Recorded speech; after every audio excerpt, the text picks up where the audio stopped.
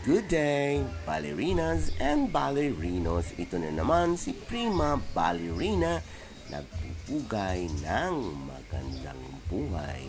Ito ang aking problema sa ngayon. Space. Sa paglobo ng aking mga propagations, naging limited ang aking space. Kaya kailangan ako mag-isip kung paano o ano ang gagawin ko. Naging gubat tuloy ang aking garden. Tara, isip tayo. Ito ang aking naisip. Hanging ICU. Lahat ng aking mga propagations after nabali sila, ilalagay ko dito sa aking hanging ICU.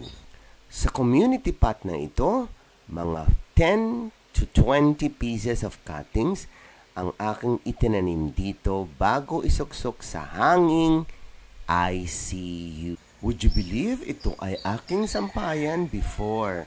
Naisip ko na ito na lang ang gagamitin ko upang isabit ang mga halaman. Pag ubos na talaga ang space, pati ito lalagyan ko ng halaman. Ang aking hanging ICU ay isang plastic bag lang siya. Ginamit ko ang mas makapal upang makayanan niya ang bigat ng aking ipapasok na bagong cuttings. After a week or less than 2 weeks, ito na ang kanyang itsura. Mamamangha ka sa dami ng mga roots. Ang hahaba ng mga roots, oh. Careful lang, very fragile ang mga bagong roots. Ang susunod na step ay ilalagay ko na sa kanya-kanya na nilang mga separate pots or individual pots.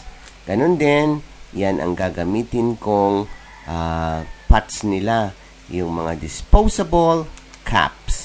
By the way, ang aking ginamit na technique ay yung tinatawag nating bali system or bali ng sanga plant propagation system.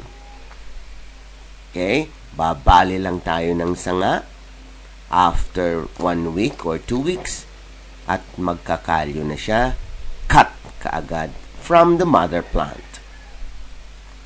Ngayon, after another 1 week, eto na siya. Marami na siyang mga roots. Okay, transfer na natin sa kanya-kanyang mga pots. At yan ang gagawin ko sa susunod kong video. Bye-bye!